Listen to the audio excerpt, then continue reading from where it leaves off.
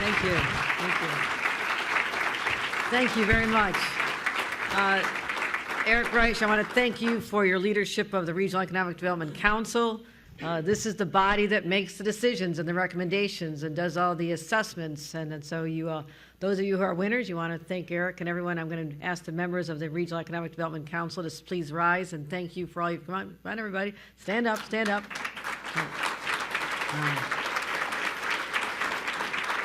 We have great representation from the individuals here that they also represent. I also want to acknowledge Paul Brown, who is represents the working men and women who build these projects. So, Paul, thank you for all you do for us on this particular body. You've been serving a long time, but also for what you do for the region. So, thank you. We have some great leaders here, and I'll be talking about each of their communities with a lot of affection. But first of all, Mayor Willie Rosas. You'll be hearing from him in a couple of moments, but we've been through a lot together. And, you know, I come out to places like the marina often. I try to sneak into town, call up the mayor to go to Dimitri's for breakfast or a cup of coffee, and you're always there, and you serve this community so well. So, Mayor Rosas, let's give him another round of applause. Randy Shaler, our mayor from Wellsville, a beautiful community that I've come to know very, very well. I had a family members live down there, and they always thought they lived in God's country. It's so beautiful down there, the natural beauty, the Alleghenies, all the assets. And so to Randy Shaler, congratulations to your community as well, although you don't know what I'm congratulating you for yet. Thanks for just coming here today. To Lynn Ruda, the mayor of Lancaster, we've walked your streets many times, and I'll go into my knowledge of a community. I have another family member living in Lancaster, so we have a big enough family, we have somebody everywhere. So it's great to be back once again. But, you know, we're here in Dunkirk, and I know the world was paying attention to something that happened a little further north on a cold day, starting at 3 o'clock. And I was proud to be there. I was proud to see the energy in that stadium, the love of the Buffalo Bills. Win or lose, they are beloved by all. They're an inspiration. And when Damar Hamlin came up on the screen, I think all of our hearts just stopped. And knowing that God has given him the gift of life, and he's going to use that, he told me as we spoke, to inspire others and to tell his story to people who may have, you know, not realized that he believes it was the power of prayer that allowed him to live. I agree with him, and he wants to show his gratitude by helping young people in underserved communities know that they have a better destiny. So I want you to know, regardless of a score, you know, they're our team. We love them. And next year, the Super Bowl. So, but as I was sitting there thinking about the wind and the snow and the cold, I'm thinking, how long is this winter going to last? How much longer we have to endure a brutal, record-shattering winter? And the world will await on February 2nd to see what Dunkirk Dave has to say. Right? Now, I've kind of lobbied Dunkirk Dave. I actually went and visited him off-season one summer. I was in the neighborhood, dropped by to make sure he's being taken care of. His owners love him. I do too. But Dunkirk Dave, come on, give us a break. So we will be waiting to see what he says about it. You know, Punxsutawney Phil, Staten Island Chuck, great animals, I'm sure. But this is our own hometown, Dunkirk Dave. And so, but it's also, I think about the game, the region, Dunkirk Dave, I think about a region that is known for something incredible, and that is its resiliency, its toughness, its ability to come back after adversity. And we've had that story in Western New York, from the southern tier in Allegheny County, Chautauqua County, up to Erie County, because I lived it. I've been a lifelong Western New Yorker. I know all these communities so well. I know what we went through. Those of you who are as old as I am, and there aren't many in this room anymore as old as I am, but I remember when Jack Kemp was the quarterback. That's how long I go back. We got knocked down. A lot of businesses left. For most of my younger life, all my siblings trying to figure out their career, where they're going to go, it was not Western New York. They all wanted to stay. They wanted to raise their kids around family. They could not because there were not enough jobs. And that was a heartbreak. We exported. Our greatest export was our human capital. We sent our smart young people to other states and other communities and let them build up. But I am so proud to have lived long enough to see a complete reversal, where people want to live here. They understand the quality of life we have in especially our smaller cities, our little hamlets, our villages. And you can't put a price tag on the quality of life of raising a family in these areas. And that sense of community that's so strong and powerful. That's what we have here. That is a gift. We must cherish it. We must never lose that, but also be willing to open up our doors to more opportunities for others, and businesses that want to come in, and young people that want to graduate from our great institutions like Fredonia, that they can live right here. Alfred State, Alfred University. We have great, great assets here, and that's something. Sometimes you live here a long time and you get a little jaded and you just wonder everything else better somewhere else. I'm here to tell you, I've seen it all. There is nothing better, more tougher, more resilient, and more loving than the people and the places in these communities that we're going to be recognizing here today. So we have lost a lot. We also gained a lot, because I see and I feel a comeback. It is an extraordinary story of comeback. And I love what I see. We've had some job growth in places like Dunkirk over the last few years and other areas, because people are starting, the cold storage facility, pharma is going to be reaching its full potential. I know that. And because of the people who believe in these communities, and I'll start with Dunkirk, who love the community so much, they came together to put together a vision with the mayor and said, we can do this. If we put together a vision for the future, not dictated by Albany, we don't want that. I get it. I was in local government a long time. But what our people want, what our community wants, and that's the beauty of the DRI program that Eric spoke about, is that we have the opportunity to execute your vision, give you the resources to make your future, your dream, actually become a reality. And that's why I'm so proud to announce that Dunkirk has been awarded a $10 million Downtown Revitalization Grant. $10 million, stand up. Stand up. Stand up, stand up here.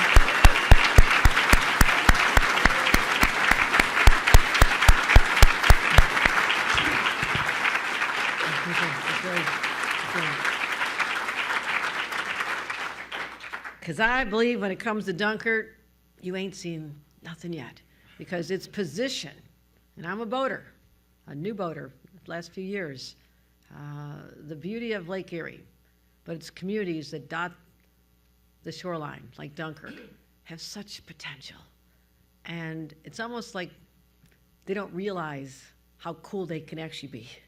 And it's that faith you need in yourselves, but take it from someone who's traveled and seen waterfront communities. We have everything we need to just launch into the future. Even the little boardwalk shops, I've been over there many times, and I just went to Dimitri's again this morning. They have really good eggs. I met Tony in the kitchen, of course, all the gentlemen sitting there, the 89-year-old who was at the game yesterday. I got to know everybody. They're all wearing their Bills clothes, so proud. So I love to hang out in places like that because you get that sense of being grounded.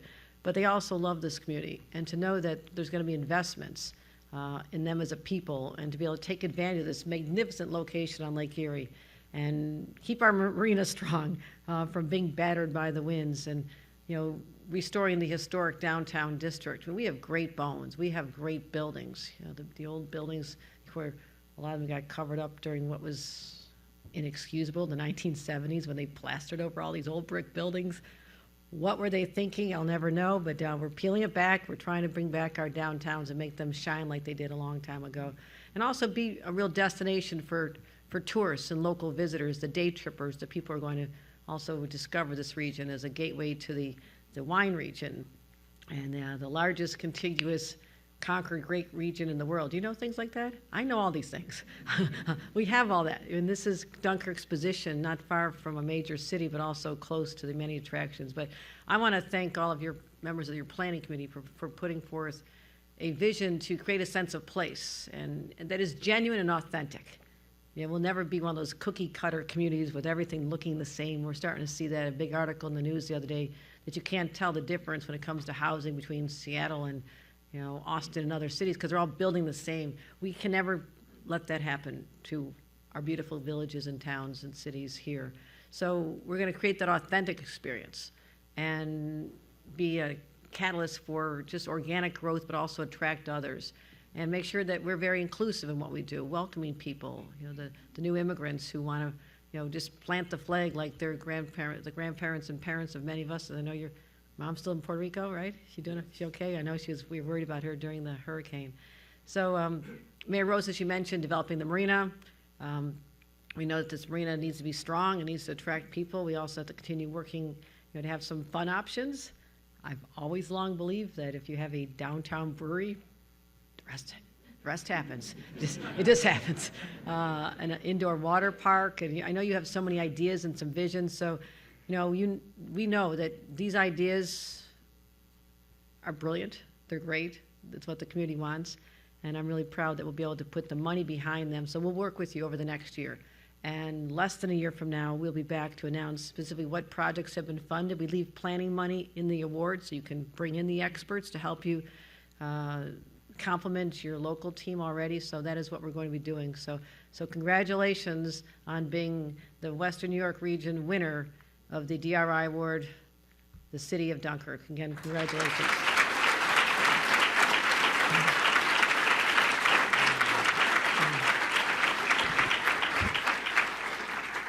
Now, as I traveled the state making announcements about these awards for many years, we often would counter leaders of smaller communities who say, well, we don't quite have enough projects for 10 million. It's kind of a lot.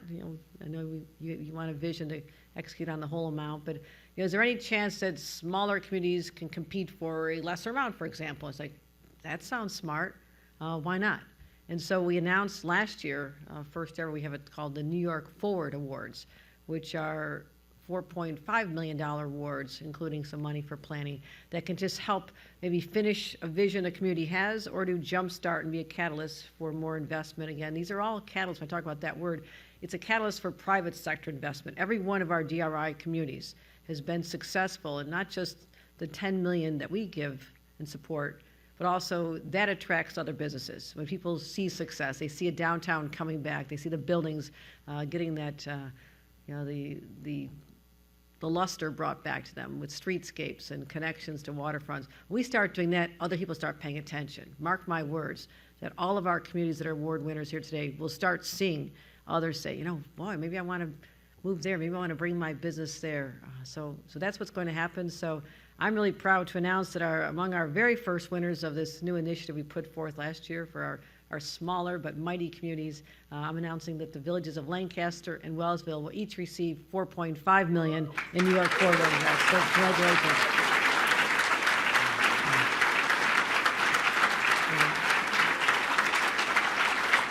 congratulations. Congratulations. I know Lancaster very well. I used to represent it in Congress. Spent a lot of time there and got to know the people. And especially during the pandemic, we were very concerned about the viability of the downtown because we had done so much to bring it back. The West Main Street project, cleaning up, the sewer lines and the rundown curbs and all the things that make you feel like a community is kind of run down. You fix the curbs, you put in some trees and benches, all of a sudden there's new life. I felt it. Even my hometown of Hamburg, which had lost its luster for most of my life, and now that is back. So I know the value of these initiatives. So we talked to the business owners, hit so hard by the pandemic. I think we went to the coffee shop and Bloomsbury toy shop. I need to get back there because I have a grandbaby now. And actually have someone to buy toys for. Three Dog Barber, is he still doing okay? Gentlemen, you need to go to this bar. You want to feel pampered? Go to the Three Dog Barber, which opened. I'm glad he's still doing well. But I saw a growth in new businesses and an energy there that always could have been, but it wasn't until new leadership and a belief in these downtown areas. And people wanting to be in downtowns. People want to live in downtowns. And for far too long, our downtowns comprised of one story or first floor retail shops and businesses, but no one takes advantage of the upstairs. Maybe it's storage, maybe it's just vacant space. That's where people want to live. Not everybody wants to have a car. They ride their bikes around. You get everything they need there. And Uber doesn't help, it doesn't hurt. I mean, you can take Uber if you don't want to have a car. So life has changed, and we can put more focus on our downtown. So we're going to have more upgrades for people who want to bicycle around. What you're proposing is to make the village more livable and healthier. Those are great objectives. Walkable streets, outdoor fitness center. Okay, that sounds great. New bike lanes, and also again, we want to restore some of our historic buildings. You have some real gems there. The Opera House, the Masonic Building, the Boys and Girls Club. So take again the ideas from the community, create a mobility hub for people to gather, and it's all part of a holistic plan put forth by Mayor Ruda. Congratulations. Mayor Ruda, please take a bow to everybody. Thank you for...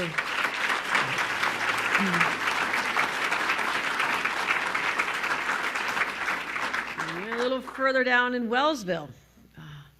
Wellsville is so charming. Have you ever seen the Pink House? I mean, that Pink House it's like built in 1866 or something. Started then, done in 68. It's on the National Historic Record of National Registry of Historic Places. It's amazing. That's just one jewel you have there, but a lot of great homes and village, the city is downtown, and it's a beautiful place. It has such potential. It really does, Mayor, and I know you know this.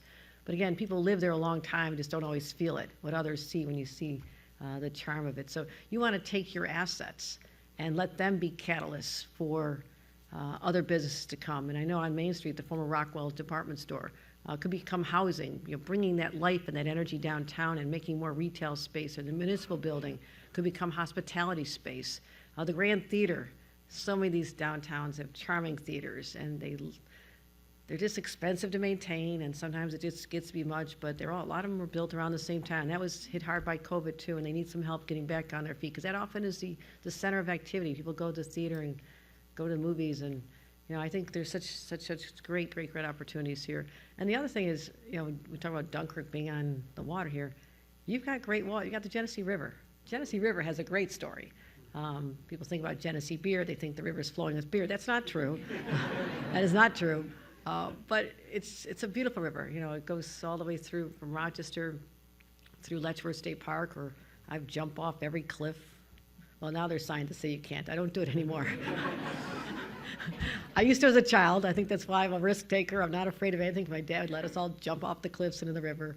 But I have great memories there as well. But, I know you have a great vision, Mayor, and for the Sinclair Barrel House, what we can do there, apartments. Again, I keep focusing on apartments because one thing we have is people who want to live in our communities now. We didn't have that. We didn't have the jobs. People were leaving. And now we have to build the housing and create housing into spaces, even our older buildings. So that can become a place to welcome people to the waterfront. It could be restaurant. It could be housing. It'd be extraordinary. So I'm so excited to know that there's people out there, people in this room and the ones who couldn't make it here today, who believe in their communities so deeply, who love them with such passion that it brought you here today. And as governor, but just by allowing a check, these aren't really real checks, but we'll get you real money. But knowing that just we can be the catalyst that jumpstarts a new energy and a sense of pride in your downtowns, that's what gives me the most pride. And what I love so much about being the governor of New York, there is so many communities that feel like a long time no one paid attention to them. I know this because I'm from here. That era is over. Every community, regardless of size, regardless of population, matters to me. So this is deeply personal. I want you to shine. I want you to go out there and just say, we are a fantastic community. We want to be here. So we're so livable and viable. And if we can be help, if we can be support and help lift you up, that is what I'm going to continue to do every single year that I have the privilege of being your governor. So I want to thank all of you. I also want to recognize we're joined by County Executive P.J. Wendell here as well. We've went through a lot together. We went through a lot together during the pandemic. And I know we're going to continue working together to bring our communities back. So I wanted to make sure I mentioned that you were here as well. But to all of you, congratulations. Give yourselves a round of applause. And let me present these checks. Don't take them to the bank. But the money is there, I assure you. I assure you. So congratulations, everyone. Thank you. And with that, I'd like to invite up Mayor Rosas to give us a few words on how you feel right now, Mayor.